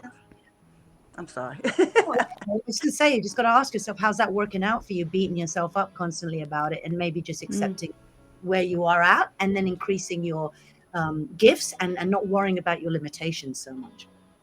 And I would just add that you're unique. God only made one of you. I mean, in the beginning, I used to worry about if I sounded like this or that, but I realized, you know, I gotta stay in my own lane. I'm the only one that's gonna sound like this. I'm the only one's gonna write like this. And I just focus on doing the best that I can do to be the best that I can be. And if I could just focus on that, it kind of tunes all that other talk out. It's a constant battle though. Well, I'm glad you did, man. Your records. Oh, I mean, you know, I grew up with you, you know, and I just remembered no one liked dance music back then. They kept saying that, you know, it was a fad, it was going to pass. When are you going to start doing real music, Crystal? When you and and all I remember was I was so happy I wasn't doing what everyone else was doing. I was just so happy that I was different from everyone else. I think I just held on to that. Took 30 years to get a little respect, but it was I don't think it didn't take 30 years from everyone in the industry. We all, you know. yeah. We're always our own biggest critics. You know, Yeah. people don't see that, but you know, we're sitting here bashing ourselves while, you know, things are doing better than we expected. So Sometimes you've got to remember actually what you have done. And I don't know about, I know this is a woman thing, like even down to having a good relationship with your body, and not self-loathing on yourself about things, or saying nice things, or turning around. You know, I'm 53, I'm in my 54th year. And, you know, it's only this year that I've started turning around to myself and saying, you did well there. Well done. You weren't a complete asshole today. That's good. My point is, all joking aside, there are times now where I actually say good things to myself, where I'm like, you made that record. Go on with your bad self. Like, you did that. That's okay. And that's the first time in my life that I've ever started to be nice to my inner self like that. And it's too late. It should have. It's better that I'm doing it, but I should have been doing that a long time ago, because no one is going to care about you as much as you. No one's going to care about your business as much as you do. No agent's going to give a shit as much as you do. No manager's going to, they all say they care, but ask what happens when you get dropped by your record label. You'll soon see those fuckers scatter like cockroaches. I've been dropped by everybody and then re-signed and then dropped more time than a nun lose her knickers. And I'll tell you this now, no one is going to care more than you. And when you are down, ask yourself who's around you when you're down and who's prepping you up and who's supporting you. And that is the strength that you need to build around yourself for that stuff, man. Yeah. I went on a rant. No one's coming to save you. No one. I think it's interesting when you said that, like, you know, you have to be your own cheerleader. I was listening to something and it's like, you know, like the way you talk to your friends or your family, you know, how you cheer them on. It's funny how we don't talk to ourselves that way. Like you bash your friend, you know, put them down, but we sort of do that to ourselves. So I think that's interesting. Yeah, you would never turn around to anyone in the studio, Jess, and go, "You fucking suck, man." Yeah, right. But you say that to yourself. No, it's true. It's funny how we do that. But I also think, you know, like what Crystal said and Lena said, and you said, you know, you have to, there's only one of us and you have to play to your uniqueness. And I think, like, for me, I mean, I suffer from those same things. I'm always bashing myself too. But I think, you know, creating and writing and creating, you know, that we can do that and make something that's beautiful, that touches people. I mean, that always makes me feel very good. Yeah. You know, that when I remember when I first started releasing stuff and writing stuff, the satisfaction that I would get from it was so immense. And now I can do something and I'm on to the next thing, you know. I don't feel it the same way, but I mean, I do cherish that I can do that and share it. And that gives me some good feelings about myself. Yeah, there's a difference between confidence and arrogance, you know? Yeah. And I've definitely had to learn that difference because I don't know why I was taught this and why women are taught this, that talking about ourselves can come off as cocky or anything. It's not true necessarily, I don't think. I think we're allowed to be proud of our accomplishments and who we are and our uniqueness without, you know, bashing other people or assuming we're the greatest, because we're not the greatest yet. We're still all aspiring to be better. So that's how I've been viewing it. Be proud of who you are, your uniqueness, and continue to strive to get better and better yourself. You sound so together, man. Me? In fact, all of you sound so fucking together. It's just awesome. And so do you, girl. Killing it over here. It's nice to listen to your perspectives of what you've gone through as well. I think that's really interesting because I would love to ask you myself, like each and every one of you, what do you think has been the hardest thing that you've had to deal with in your career? And what do you still think is the hardest thing? And I'd love to know that from each of you, honestly. Feel free to jump in. There's too many. I'm just like, which one? Really? I mean, Wow. really, I think it's what we've been talking about, the self-talk. That's one of the hardest parts. The other part, as a woman, I think being heard. I mean, I can say something to someone, and then a minute later, a man will come and say it to this another man, and they say, I'm like, that's just what I just said. So I still go through the thing of having to have a male speak to me in certain countries and territories. And it's very difficult because I'm a Black American woman. I can be very pushy and rude, and it's very hard to be disrespected by a man, especially if it's culture wise. And that's very hard. It's very hard balance to I don't know how to put it. How to be humble and how to words. I don't want to offend anyone, but to play that role of what culture wants you to be, especially when you're traveling around the world, you're going to different countries. Say like if you're in Japan, you have to follow the man. You know, I can't get on the elevator before him, and it's a lot of stuff like that. I find Japan difficult. Wow, that's crazy though. When you talk about the cultural differences, that's an interesting point actually, because people do treat you differently in different countries, and you've got to respect the different countries. Yeah, But respect and yeah, it is support. true. Wow. Yeah. I mean, that's one of many things that's hard in this business.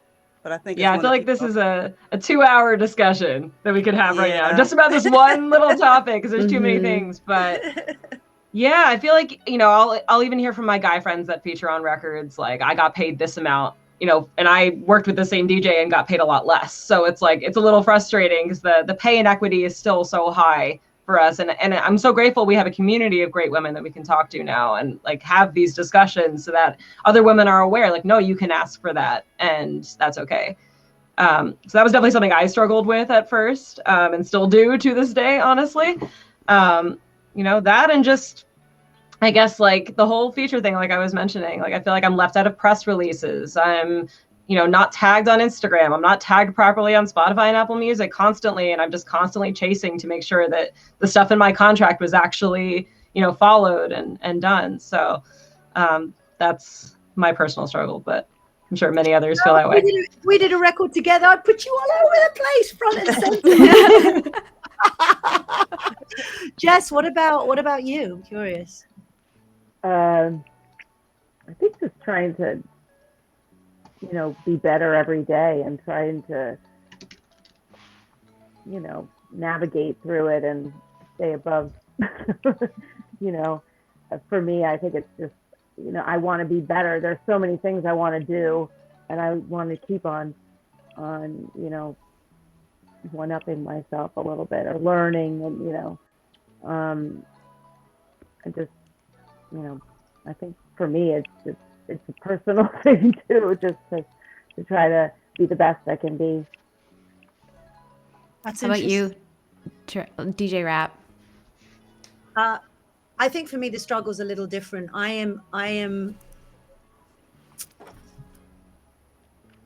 It's difficult. You're right. It's a 2-hour conversation. The sexism doesn't bother me anymore. I don't care about that shit. I go my own way.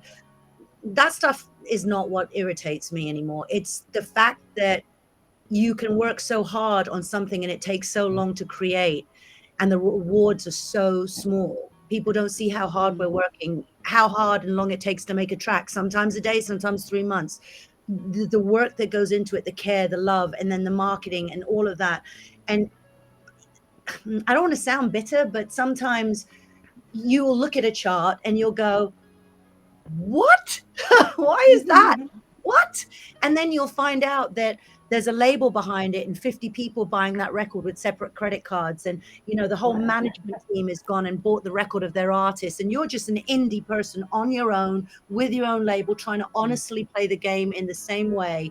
And you can't compete with the corruption's the wrong word. It's the music industry. And back in the day with Sony, I'm guilty of it too. My record pluggers paid people £2,000 to play the record. Everyone went through that. You had a record plugger. They would grease the palm of the radio station. You either get on the A list, the B list, or the blah. So you get 40 plays a week, or you get 30 plays. And this is since the beginning of time. This has happened. I get that. I mean, it wasn't me personally greasing. Hey, you play my record, I'd give you some. It wasn't like that. It was just that's what the labels did, and the labels today are doing that. And I know for a fact that people who have got big managers, or their whole team will buy the record on the day. And I think it's frustrating that it's not about how good the record is. Sometimes it's how many people you got behind you, who you've got supporting you, who you're associated with. All that stuff is tough. And I think that we have a lot to offer. We're all, between us, we could set up a workshop that would fucking dominate the world. With all our knowledge and history. What I'm saying is, just because we're older, look at the amount of history and experience we have. And yet I feel sometimes that we're cast aside because we're not the new kid on the block, the new hot. I've had my agent tell me, look, hey, life isn't fair, but these kids are willing to play at the festival for £200, and that's why you're not on there. Or you won't want to be signed to this label because they'll take all your publishing. Trust me, you don't want to do that. And that's the shit that pisses me off. That's the shit that pisses me off, that festivals will book whoever's young and blah, blah, blah, in drum and bass particularly. And it's just a young person's game in a way, you know. And if you make jungle, you're considered old school. But take a look at every record that's been top 10. I mean, I make modern music, so that's the shit that drives me mad, that I'm struggling with, to fight what's unfightable, and to keep fighting it and just going, I'm going to keep going no matter what, no matter what, even though all of this is against me and all of this is against me and all of that. It sometimes mentally I just want to go, should I go to Dubai? Should I just go to Dubai, you know, and be an Instagram influencer and wear a bikini? I don't know. I mean, it's just like some days it makes me want to give up. But then there are days where I wake up and go, now, fuck that. And I get angry and I keep going, you know, but it is hard because there is a lot of stuff against us if you don't have a huge manager and you don't have a huge agent and you're struggling to get seen, you know, it's hard.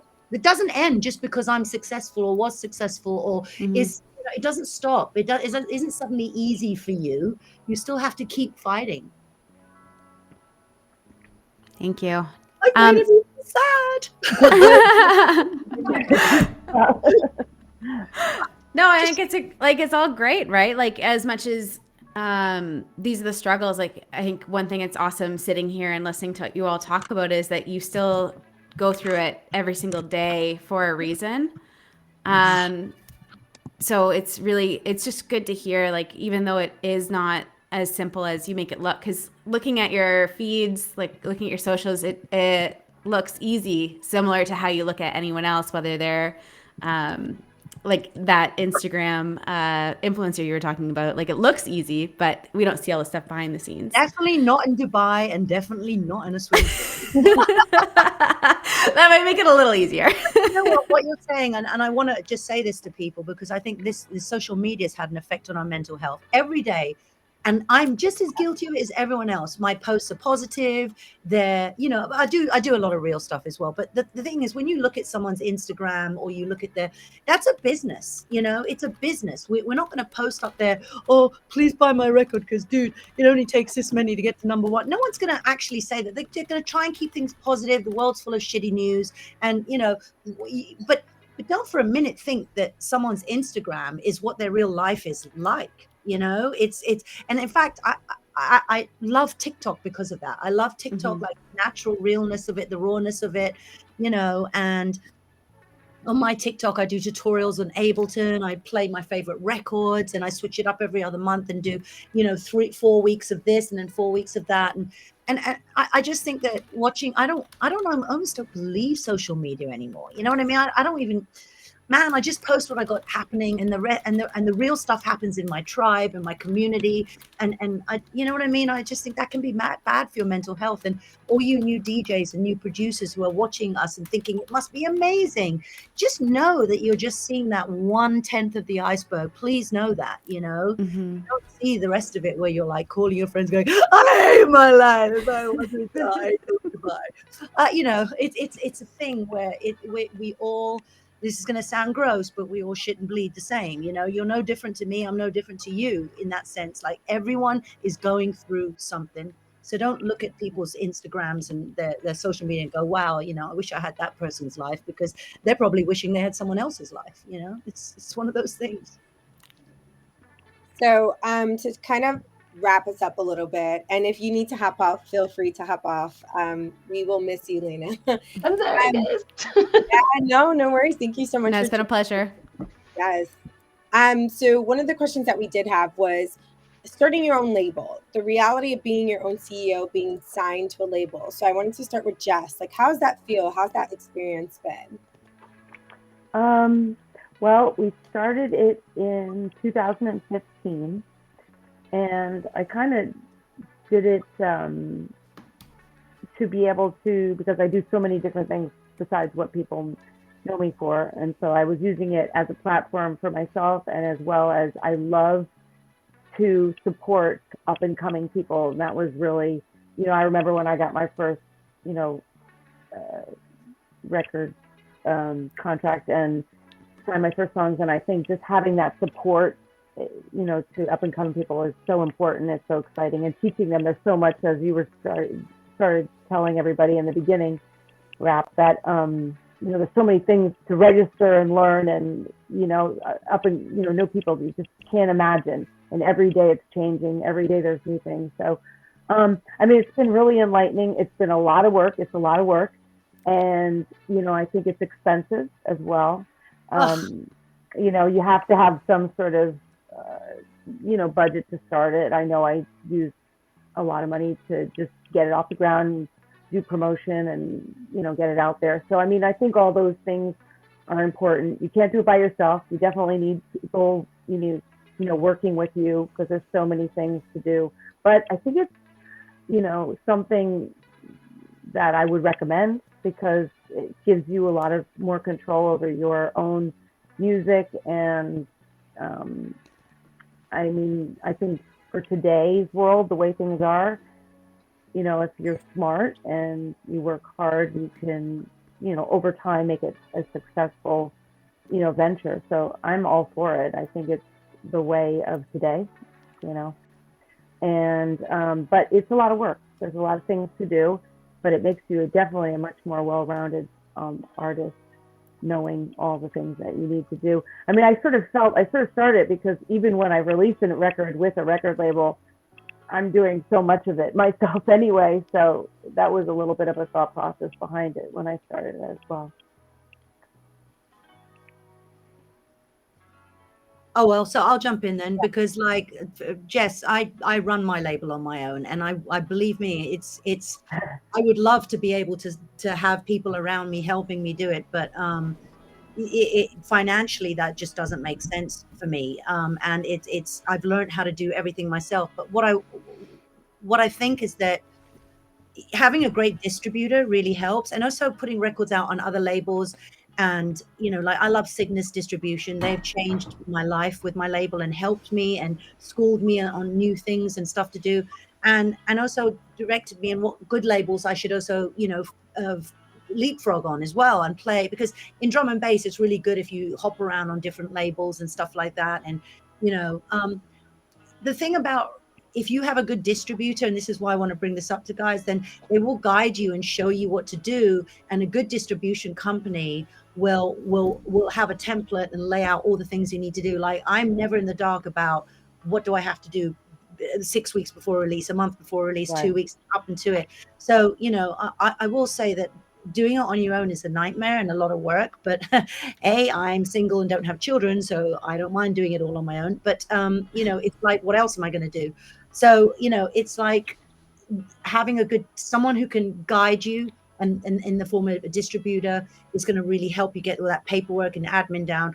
And I can tell you now, with Cygnus releasing a record, it takes me, admin wise, maybe 1 day. That's it. I spend on each release, it's about 3 days out of a month. That's all it takes me now. I've got it down to a fine art. So if anyone has questions on how to self-release in the drum and bass world, at least it's a bit different with Jess. She's got more.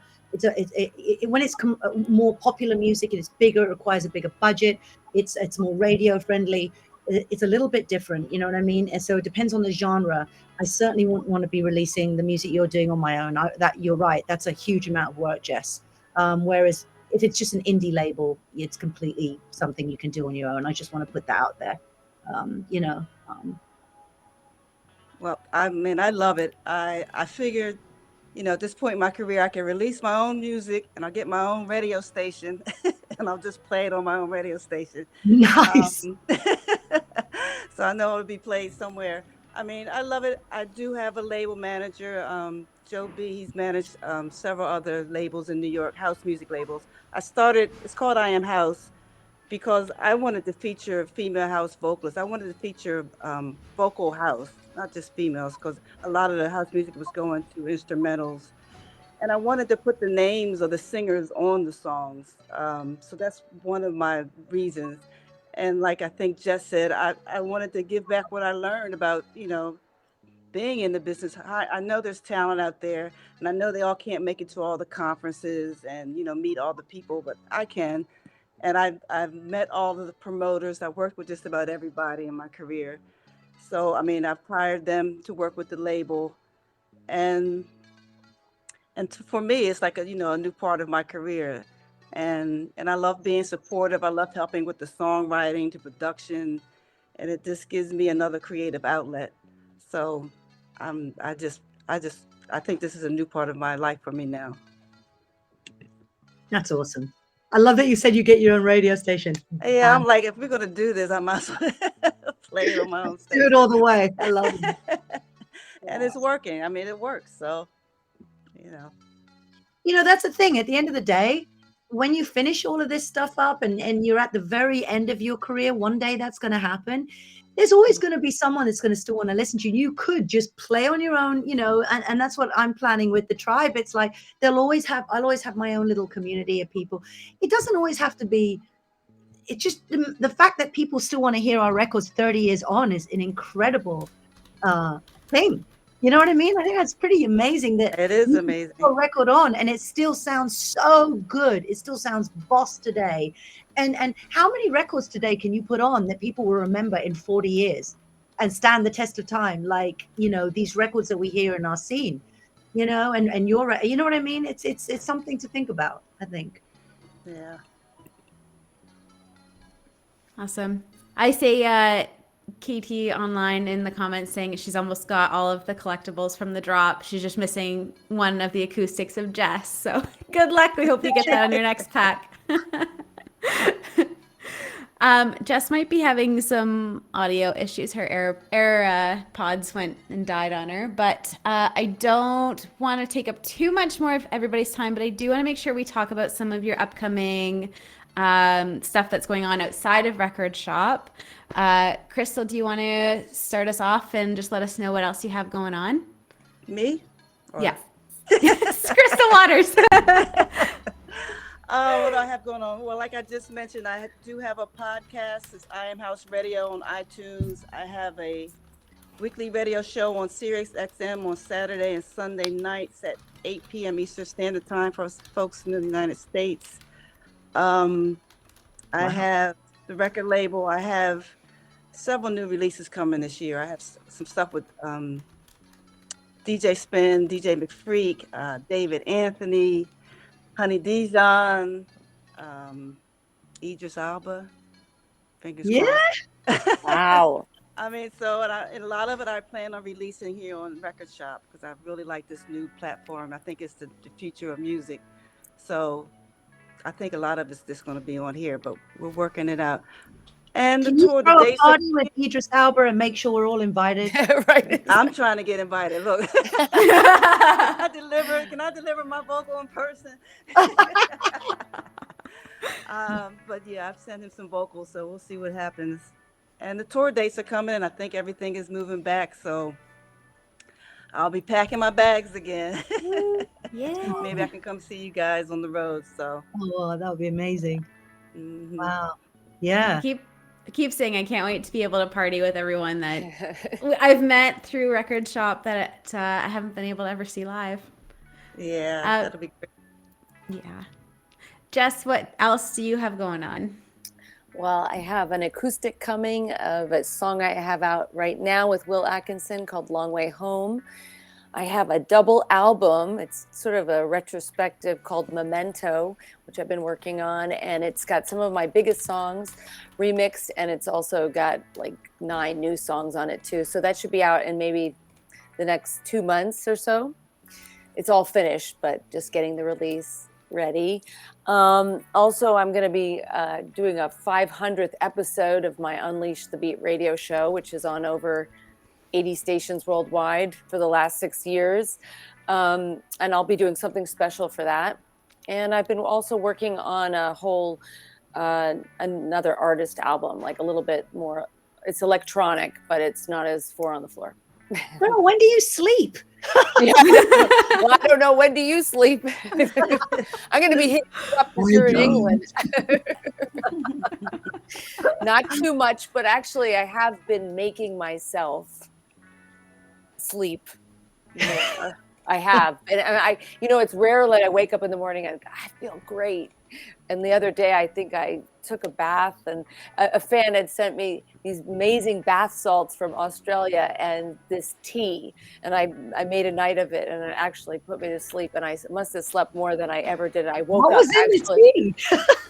I don't know. It was like, no, it was like, so it was, he he lives in I think in New Zealand. It was some tea, and these bath salts were like amazing. I was like Oh, wow. just out, and I felt so good. So after that, I told myself I definitely want to wake up feeling better every morning. You know what? You should find out where they come from and then sell them. I am. I'm going to tell you all. Sell them on, become a partner on Amazon or something and sell them. I believe in them. They're good. Rap, what else do you have coming up? So on the 4th, my record, Pull It Up, which is flashing in my screen. I don't know why that keeps flashing, but it's like an advert. I love it. So my record came out on the 4th, Pull It Up, which is a digital record. And then we've got this lovely NFT, and the NFT album is coming. And then on March the 19th, I have my USB album. So I discovered a bunch of music on DAT. And I got a DAT player, and I remastered a bunch of music from 1992 to it's a whole album I found. I've got 6 albums that I found that I just needed to finish producing. So this one was fully produced, just needed remastering. So that's on my USB album that comes out March the 19th. And then I have the Vinyl Collectors Spiritual Aura repress coming out, and that'll be April.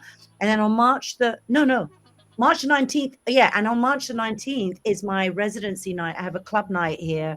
And this one's going to be in Reading, and it's called Proper Ammo. And we have a bunch of DJs. It's such a fun night. It's small, but it's like just mental. So I've been working on having my own club nights and growing that, and that's going really well.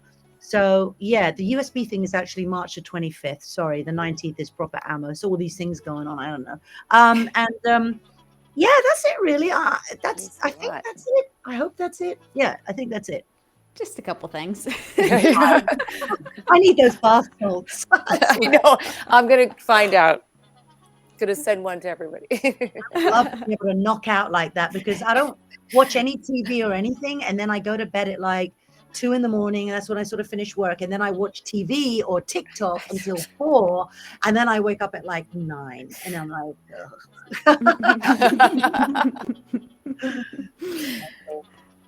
Fabulous. I think I have one last question for the 3 of you, and then maybe we can let you guys go, and then Crystal can just talk about the mentorship program.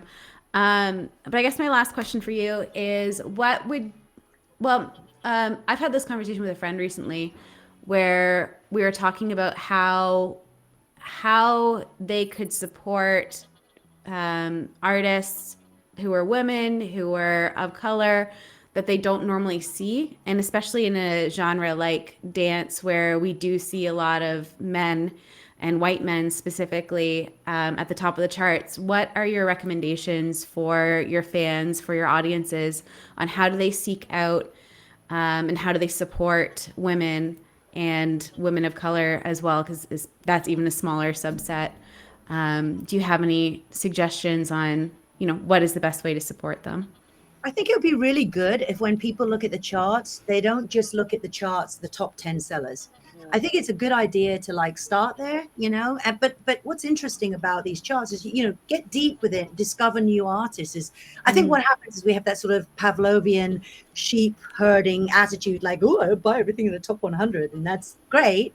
But try to explore other artists and see what else is going on, rather than just looking at who's always in the top 10, because, you know what I'm saying? Like, keep those as your favorites, but you can go down the rabbit hole. I know with Beatport, it's like, if you bought this, other people like this, and iTunes is the same. And most of those people have those algorithms. And TikTok is a great source for finding new artists. I think it's just knowledge, man, and getting out there and supporting. I know what we all want is to be seen and heard and supported financially as well as emotionally. Likes don't pay the bills. I love them, and that's sweet and all, but you got to support people physically, and you got to go to their shows, and you got to maybe buy their merch because they're working hard. And I hate to say this, and I'm not trying to, but I think if this was your job and this is how much work you put into it, you would want the same. So, I mean, music is so important. It's a visual soundtrack to our lives, and we have to respect it more. And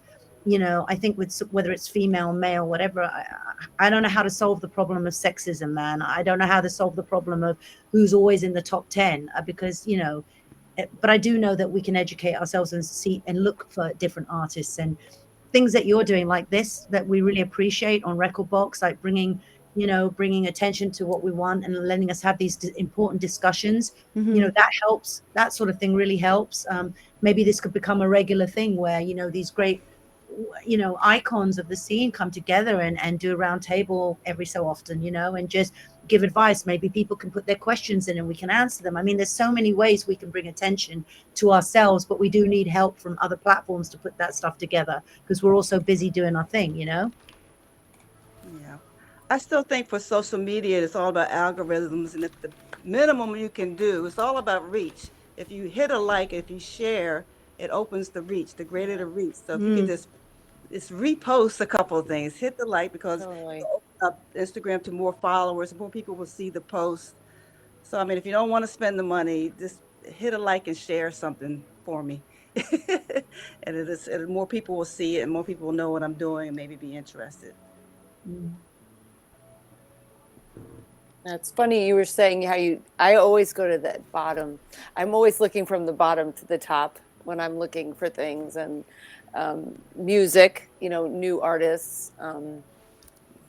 So that's funny. I think it's looking outside of your own scope is important, and definitely sharing things that you read that are important to you. Yeah, I love that. Thank you all so much. I want to make sure Crystal has some time to talk about the mentorship program, but I also want to be conscious of your time. It's been almost 2 hours that we've been talking. It's been such a pleasure. I do want to open up any final comments and allow you to have that, but after that, I'll just pass it over to Crystal. Castles.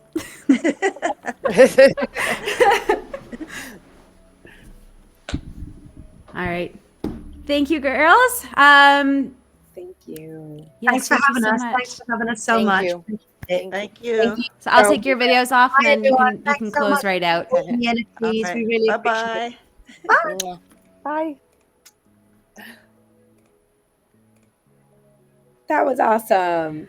Holy, oh my gosh, my heart is like Yes. so warm. Thank you to everyone who's still around and tuning in and really enjoyed this. That was such a great discussion. Yeah. I had it's just so fun to hear very different perspectives from literally all over the world too that we get to hear. And just brilliant women who have been in the business for so long and they have so much to offer. I love it. Yeah. All right. Let's talk about what I don't even know if we've fully announced it yet, but it's so important and I'm really excited. Not yet. Technically, everyone who's still around has the tea because it hasn't officially gone out yet. But to kind of still celebrate Women of Dance, right? Because I don't want to just celebrate it one day. Record Shop was like, no, we want to continue it and make sure that we're really making an impact. So in addition to doing the drop and donating money to a nonprofit, we're also going to be offering a 4-week mentorship program. And I'm so excited for it because essentially what we're doing is we've partnered with Label Radar, and this will go live on our websites, on social medias within an hour or so. And essentially, you can now have an opportunity to have one-on-one sessions with some of our partners. So that actually includes DJ Rap. So she's offered her services and time to provide you a one-on-one workshop. And it also includes Obi Fernandez, who's our CEO, and other people. I don't want to give away everything because you all should check out the landing page once it goes live. So it's 4 weeks. It's 1 hour a week. You have to submit a track that's unique. It's your own track. And what the best part about it is after the one-on-one sessions, you get to offer that track on Record Shop. So you get to have your own NFT in this space. And so we really thought that this would be a really great opportunity for people to have these personal experiences with these well-known artists who have so much experiences and resources, and to elevate your music and your, the things that you're working on, and then also have your track on Record Shop. So I'm very excited. I hope y'all are all very excited too. And in addition to that, we're just going to be hosting a ton of great stuff. So we're going to have DJ sets, we're going to have conversations. So some of the people that you saw today will come back for these conversations. And so, yeah, y'all got the tea because it's not out there yet. It's going to go live in like 2 hours. Yeah, has not been officially announced. And on Thursday, we're going to have some time to meet all of the mentors here on Twitch. So make sure you hit the follow button so that you get the notification when we do go live. Like Crystal said, we are going to be talking with Obi. We're going to be talking with DJ Rap some more and lots of other guests that we haven't said yet. So it's a great crew. We are so excited to get this rolling. I'm trying to think if there's anything else that we need to talk about. Tomorrow afternoon, 1 p.m. Pacific, 4 p.m. Eastern, we're back here on Twitch. We're going to be going through the entire drop that just is, well, it's currently ongoing. We'll open up, we'll see all the cards, we'll listen to the music, and we're featuring all of the women of Record Shop who are going to be in the listening party. So please come join us. You get to meet some new faces, and it'll be really fun to have all of us girls on the call instead of having our typical crew. Yeah. It's going to be awesome. Also And just a reminder, very much how Crystal Bowder said, the easiest way to support your favorite artists and the people who are on this call is just by sharing your packs. Share what you unpacked. Share what you're most excited about, because that helps us get Record Shop out there and help support the artists that we are all passionate about. So just a little reminder, put it on Twitter or Instagram, do your thing. Yeah, absolutely. Follow all the women that we were talking with today. They're all really easy to find on social media. And again, sharing them. I think that's such an important part that we often forget how big of an impact that can be, is within your own network to say, hey, I discovered this new person today. Maybe you've never heard of someone who was on with us today, and you just were blown away by what they were saying. You're really excited about what you saw in the pack. Please share it, because I think that goes a really long way. It does. Sweet. All right, well, let's go. I see DJ Christina de Matos is on, and I had a really fun time the last time I went to see her, so I'm going to go raid her now. So we'll okay, that's set. I thought I got an error message and I wrote it wrong. So we're going to head over there in just a few seconds. Thank you, everyone, so much for joining us. Make sure you hit the follow button, and we will see you tonight with Obi's Fireside Chat in a few hours. Yep. Bye. Bye.